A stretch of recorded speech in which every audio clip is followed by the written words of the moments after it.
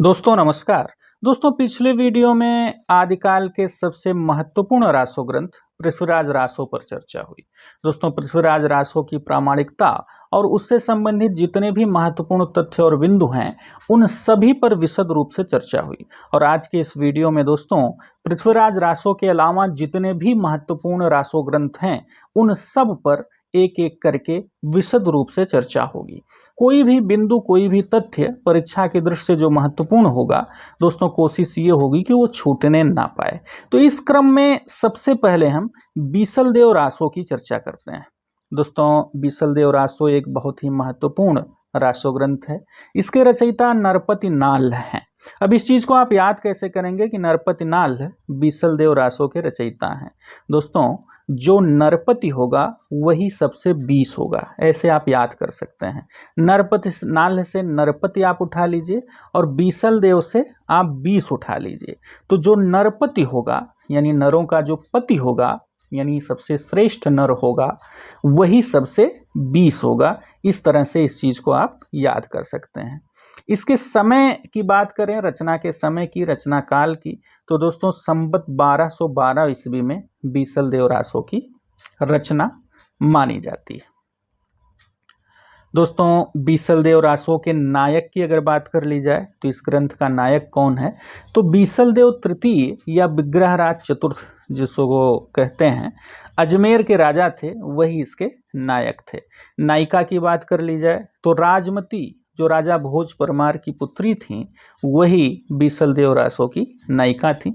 कई बार परीक्षाओं में प्रश्न बनता है कि बीसलदेव रासो की नायिका कौन थी, तो राजमती, या ऐसे भी पूछ सकता है कि राजमती निम्नलिखित में से किस ग्रंथ की नायिका है। तो कई बार पूछा गया भी है दोस्तों। तो राजमती बहुत महत्वपूर्ण हो जाता है। राजमती के विषय में जानना, ये राजा भोज परमार की पुत्री थी, बीसलदेव रासो की नायिका है।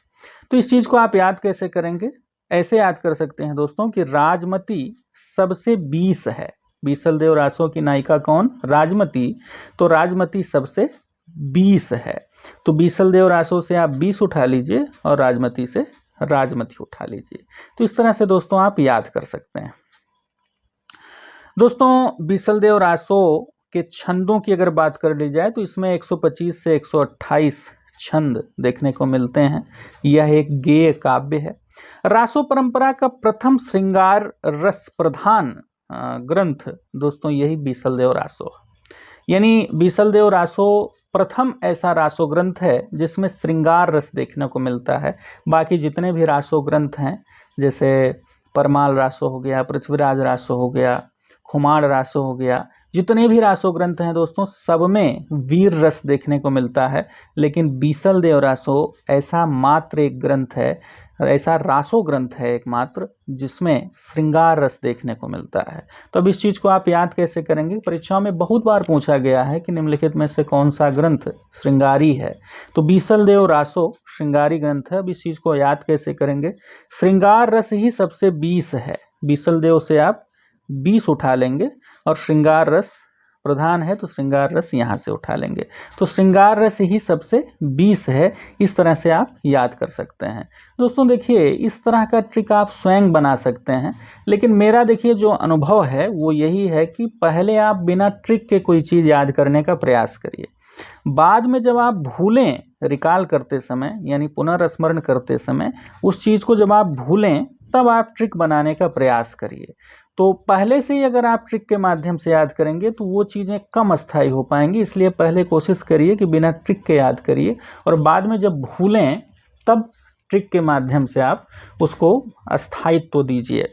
तो ये मेरा निजी अनुभव है, बाकी आपका स्वयं जो अनुभव है उस हिसाब से आप पढ़ सकते हैं, याद कर सकते हैं। दोस्तों आगे बढ़ते हैं। महत्वपूर्ण तथ्य ये भी है बीसलदेव रासो के विषय में कि बीसलदेव रासो हिंदी का एक ऐसा प्रथम ग्रंथ है जिसमें पहली बार 12 मासा का चित्रण देखने को मिलता है। दोस्तों 12 मासा बहुत ही महत्वपूर्ण चीज है हिंदी साहित्य के अंतर्गत। और नागमती वियोग खंड जो पद्मावत में वर्णित है जायसी के द्वारा, 12 मासा वर्णन जो जायसी का है नागमती वियोग खंड में, वो हिंदी साहित्य की अमूल्य निधि कही जाती है। आचार्य शुक्ल ने उसको नागमती वियोग खंड को हिंदी साहित्य की अमूल्य निधि कहा। तो इसीलिए कहा क्योंकि उसका जो 12 महीने में, नागमती का 12 महीने में जो वियोग वर्णन जयसी के द्वारा किया गया वो अद्भुत है अपने आप में। साल के 12 महीने में किस प्रकार से मनोदशा होती है, बदलती है एक विरहिणी की, उसको दिखाने का एक जो प्रचलन शुरू हुआ वो सबसे पहले बीसलदेव रासों से ही शुरू हुआ।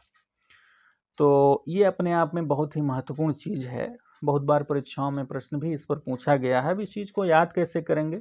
ऐसे याद कर सकते हैं, 12 माह 20 देवता, बीसल देव को आप 20 देवता बना लीजिए और 12 मासा को आप 12 माह बना लीजिए। तो यानी 12 महीने में 20 देवता, इस तरह से आप इस चीज़ को याद कर सकते हैं, आसानी से याद हो जाएगा। गणपत चंद्र गुप्त ने दोस्तों इस ग्रंथ को एक विरह काव्य कहा। परीक्षाओं में प्रश्न पूछ सकता है कि निम्नलिखित में से किस ग्रंथ को विरह काव्य गणपत चंद्र गुप्त ने कहा। तो बीसलदेव रासो को विरह काव्य कहकर संबोधित करते हैं गणपति चंद्र गुप्त, जो कि 1965 में हिंदी साहित्य का वैज्ञानिक इतिहास लिखते हैं। दोस्तों बीसलदेव रासो के कथानक की अगर बात कर ली जाए तो इसका कथानक कुछ इस तरह से आप जान सकते हैं कि अब देखिए कथानक तो लंबा चौड़ा है, लेकिन 2 लाइन में 1 लाइन में अगर बताना हो तो इस तरह से आप बताया जा सकता है कि राजमती की बातों से आहत होकर जो स्वाभिमानी बीसलदेव हैं वो 12 वर्ष के लिए उड़ीसा चले जाते हैं और इन 12 वर्षों में जो राजमती का वियोग है और उसके बाद जो पुनर्मिलन होता है बीसलदेव से उसका, इसी बात का इसमें वर्णन देखने को मिलता है। और महत्वपूर्ण चीज ये भी कि इस ग्रंथ में सामंती जीवन के प्रति एक प्रकार की अरुचि देखने को मिलती है दोस्तों। कड़ुआ बोल न बोलिस नारी, ये कथन जो है बीसलदेव रासो का ही है दोस्तों। कई बार परीक्षाओं में प्रश्न पूछा गया है कि कड़ुआ बोल न बोलिस नारी, ये कथन किसका है? तो बीसलदेव रासो का है दोस्तों। बीसलदेव रासो एक श्रृंगारी रचना होते हुए भी वीर गीत के नाम से प्रसिद्ध है। तो परीक्षाओं में प्रश्न पूछ सकता है कि निम्नलिखित में से कौन सी रचना वीर गीत के नाम से जानी जाती है? तो बीसलदेव रासो वीर रस का नहीं है, श्रृंगार रस का है, लेकिन इसको वीर गीत के नाम से भी जाना जाता है। दोस्तों यह रासो परंपरा का सर्वाधिक श्रृंगारी ग्रंथ माना जाता है। पहला श्रृंगारी ग्रंथ तो ही है और सर्वाधिक श्रृंगारी ग्रंथ रासो परंपरा का माना जाता है। तो अगर परीक्षा में ऐसा पूछ रहा है कि निम्नलिखित में से कौन सा ग्रंथ रासो परंपरा का सर्वाधिक श्रृंगारी ग्रंथ है, तो वह बीसलदेव रासो है। अगर परीक्षा में ये पूछता है कि निम्नलिखित में से कौन सा ग्रंथ आदिकाल का सर्वाधिक श्रृंगारी ग्रंथ है, तो दोस्तों वह है विद्यापति की पदावली। तो ये दोनों चीजें महत्वपूर्ण हैं। विद्यापति पदावली जो है वो आदिकाल का सबसे श्रृंगारी ग्रंथ माना जाता है और बीसलदेव रासो रासो परंपरा का सबसे श्रृंगारी ग्रंथ माना जाता है। दोस्तों बीसलदेव रासो एक ऐसा रासो ग्रंथ है जिसमें आश्रयदाताओं की प्रशंसा न होकर गृहस्थी का वर्णन देखने को मिलता है। इसमें गृहस्थ जीवन के प्रति एक तरह का मोह देखने को मिलता है। आश्रयदाताओं की प्रशंसा अन्य सभी रासो ग्रंथों में देखने को मिलती है, लेकिन इसमें आश्रयदाताओं की प्रशंसा देखने को नहीं मिलती। तो दोस्तों ये थी बीसलदेव रासो से संबंधित महत्वपूर्ण बातें जो अक्सर परीक्षाओं में प्रश्नों के रूप में हमारे सामने आती हैं। आगे बढ़ते हैं और देखते हैं परमाल रासो। दोस्तों परमाल रासो भी एक महत्वपूर्ण रासो ग्रंथ है जिसकी रचना विक्रम संवत 1230 में मानी जाती है। दोस्तों इस रचना के रचयिता जगनिक माने जाते हैं, जो कि परमाल या परमर्द देव के आश्रित थे। परमाल रासो को दोस्तों आलखंड नाम से भी जाना जाता है। अब परमाल रासो के रचयिता जगनिक हैं, इस चीज को आप याद कैसे करेंगे? ऐसे याद कर सकते हैं कि जुगनू के भी पर होते हैं।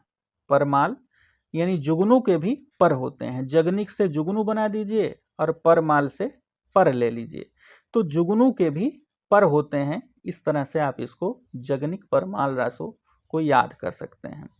इसके प्रकाशन की अगर बात की जाए दोस्तों, तो चार्ल्स इलियट एक अंग्रेज थे। इन्होंने 1865 ईस्वी में आलखंड शीर्षक से इसका प्रकाशन करवाया था।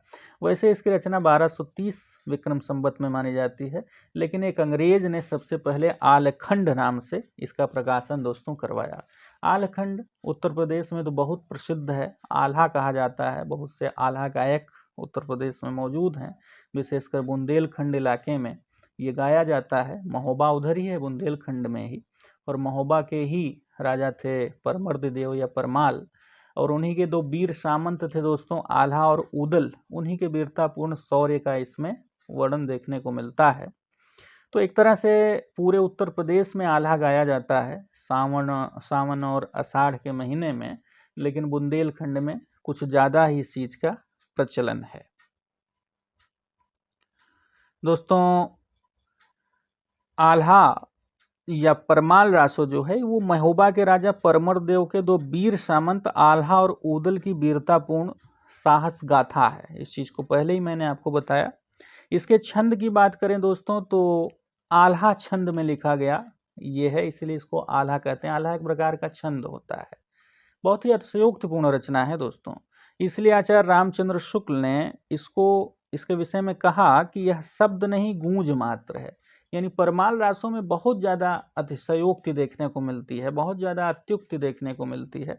इसलिए रामचंद्र शुक्ल ने इसके विषय में कहा कि यह शब्द नहीं गूंज मात्र है, यानी मूल शब्द नहीं है। इतना ज़्यादा बढ़ा चढ़ा के वर्णन देखने को जो मिलता है, ये मूल शब्द नहीं रह गया है, यह गूंज मात्र है, यह शब्द नहीं है ना। यानी इतना ज़्यादा अतिशयोक्तिपूर्ण वर्णन, क्योंकि देखिए इस तरह के जो ग्रंथ हैं दोस्तों वो मौखिक परंपरा से चले आए हैं।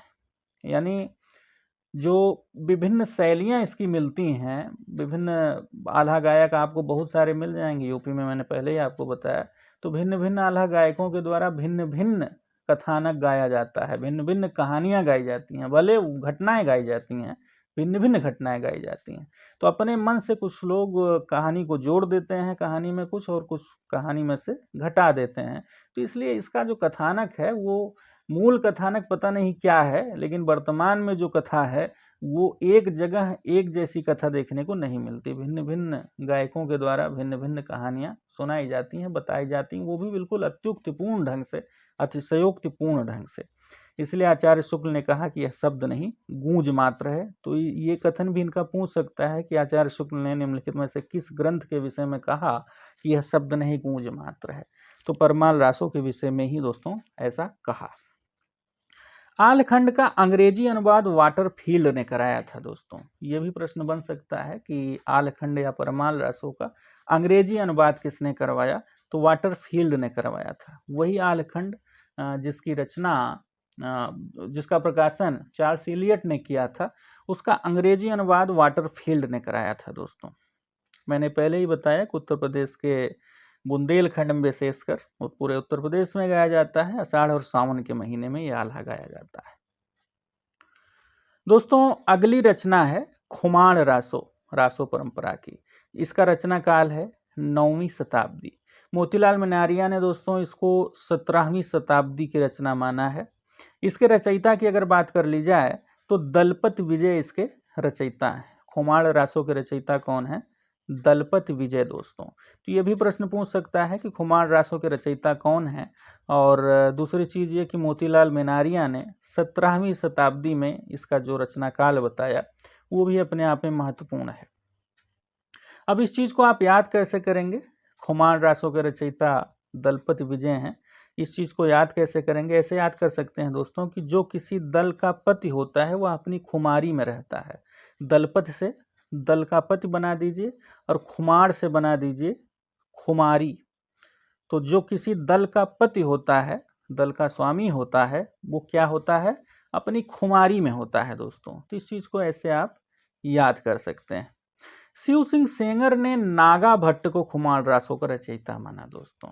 वैसे तो खुमार रासो के रचयिता दलपत विजय नाम के एक रचनाकार हैं, प्रसिद्ध है ये बात। लेकिन शिव सिंह सेंगर अपने ग्रंथ में, इतिहास ग्रंथ में, नागा भट्ट को खुमार रासो का रचयिता बताते हैं। तो ये भी महत्वपूर्ण चीज़ है।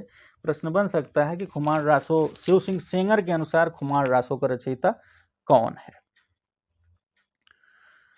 दोस्तों, खुमार रासों में लगभग 5000 छंद हैं और इसमें खुमार द्वितीय के युद्धों का वर्णन है। खुमार द्वितीय क्यों कौन है? एक तरह के शासक हैं, महत्वपूर्ण शासक हैं ये इतिहास के।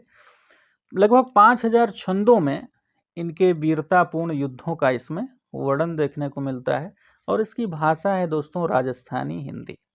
तो ये भी प्रश्न बन सकता है कि खुमार रासों की भाषा कौन सी है। दोस्तों अगले रासो ग्रंथ की बात करते हैं। अगला रासो ग्रंथ बहुत ही महत्वपूर्ण है, हमीर रासो। हमीर रासो, हमीर रासो इसलिए महत्वपूर्ण बन जाता है दोस्तों क्योंकि यह अप्राप्त रासो ग्रंथ है, यानी इसकी मूल प्रति या इसकी पांडुलिपि अभी तक प्राप्त नहीं हो सकी है। तो प्रश्न पूछ सकता है कि निम्नलिखित में से कौन सा ग्रंथ अप्राप्त है। तो हमीर रासो दोस्तों को क्या है, अप्राप्त ग्रंथ है। अब इस चीज को आप याद कैसे करेंगे कि हमीर रासो अप्राप्त है, तो हमीर को अमीर बना दीजिए। अमीर, अमीर माने धनी। तो जो धनी होते हैं वो क्या होते हैं, अप्राप्त होते हैं। जो अमीर होते हैं वो क्या होते हैं, अप्राप्त होते हैं, यानी आसानी से आप अमीरों से मिल नहीं सकते हैं। अब मुकेश अंबानी से मिलने जाएंगे तो वो आसानी से मिलने देंगे आपको, तो अमीर हैं। तो जो अमीर होते हैं दोस्तों वो अप्राप्त होते हैं, यानी आसानी से प्राप्त नहीं होते। इस तरह से आप कहानी बना सकते हैं, याद करना है और क्या। और 13वीं शताब्दी की दोस्तों ये रचना मानी जाती है।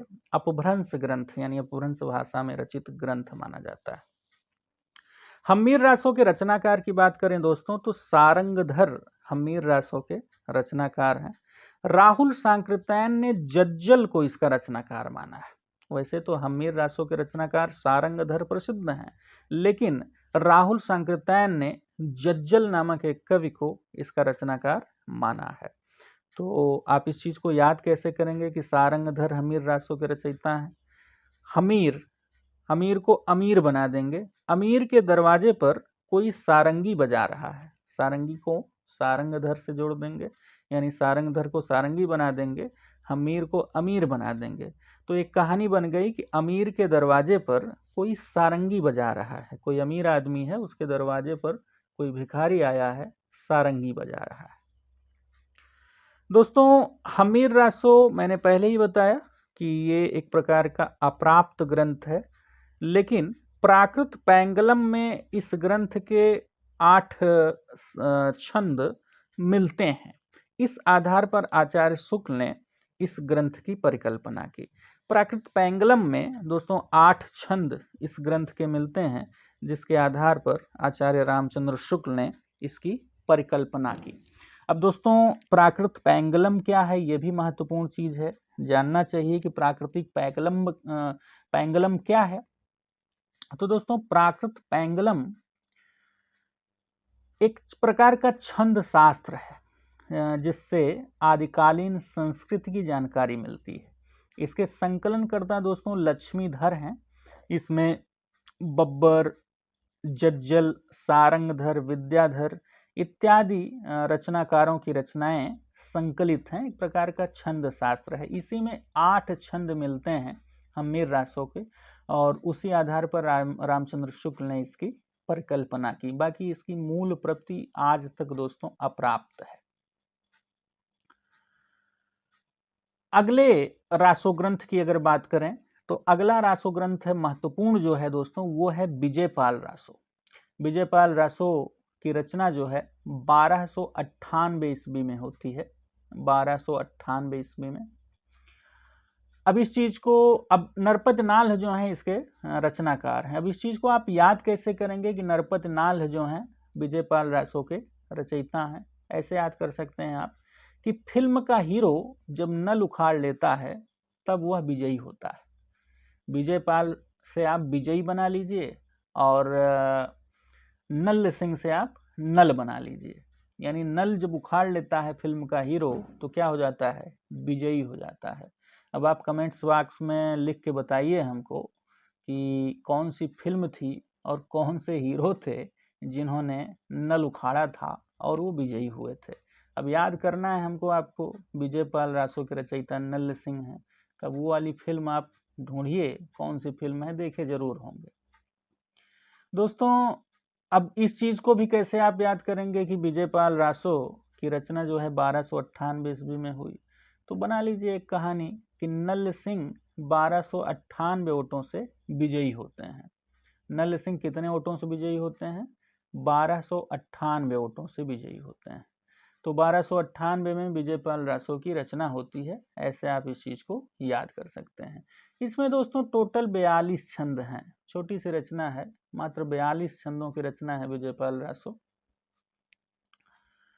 दोस्तों अगले ग्रंथ की बात करते हैं, कुमारपाल रासो। कुमारपाल रासो की रचना 14वीं शताब्दी में होती है और इसके रचयिता हैं दोस्तों देवप्रभ।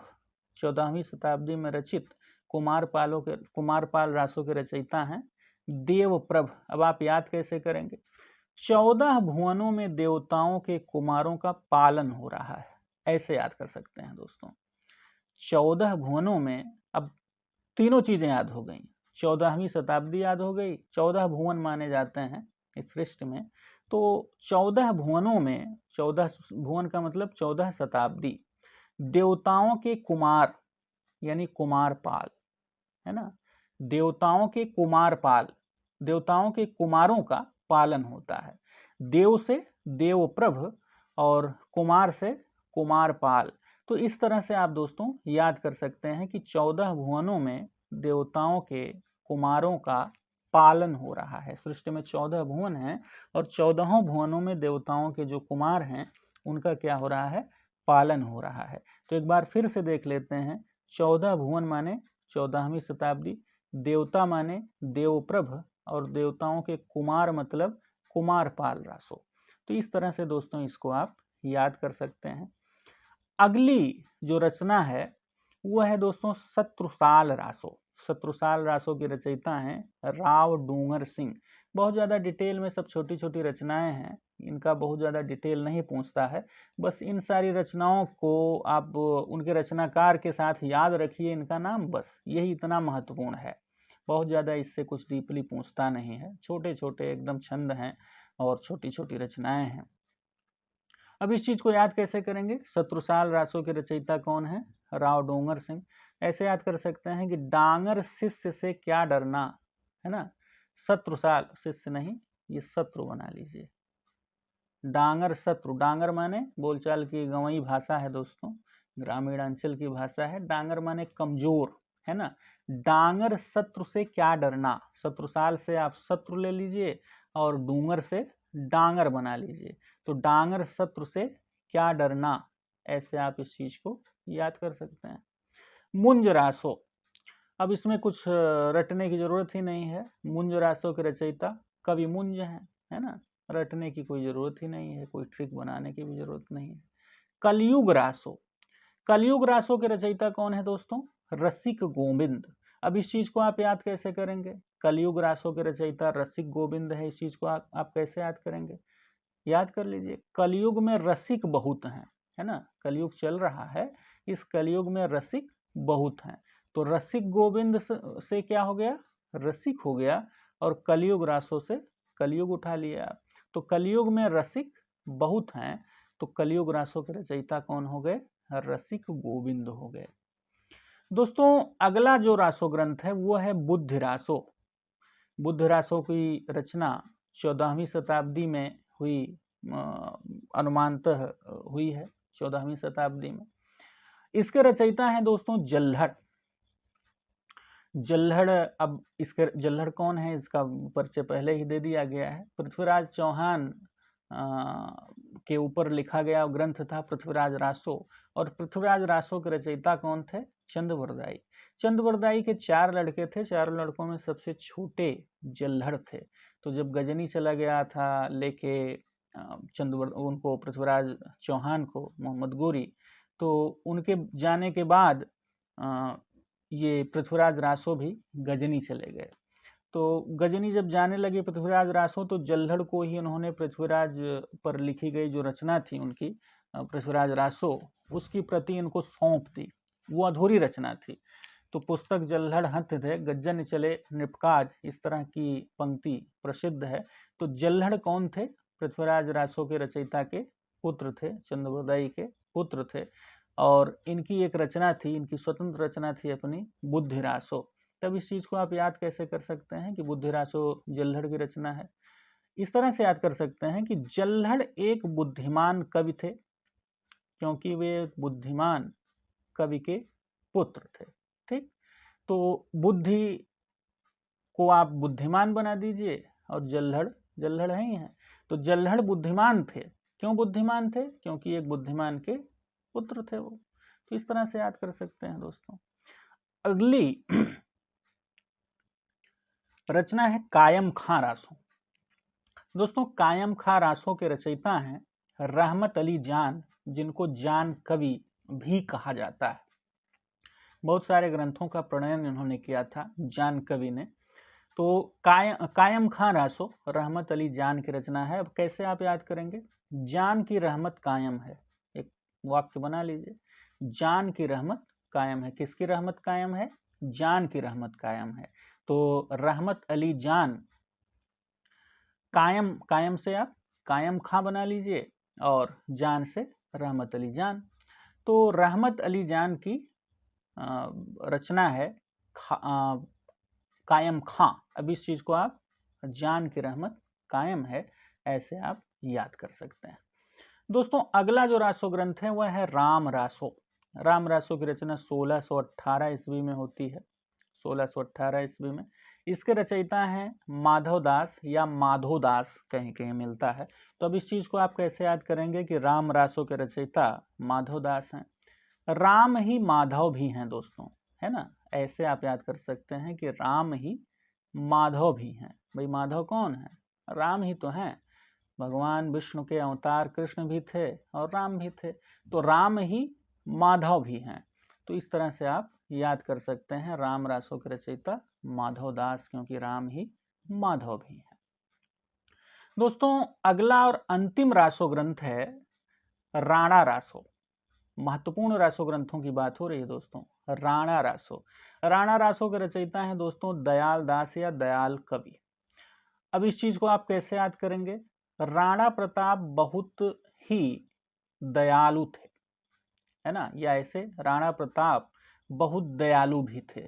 तो राणा रासो, राणा प्रताप, दयालु, दयाल दास या दयाल कवि, ऐसे आप याद कर सकते हैं।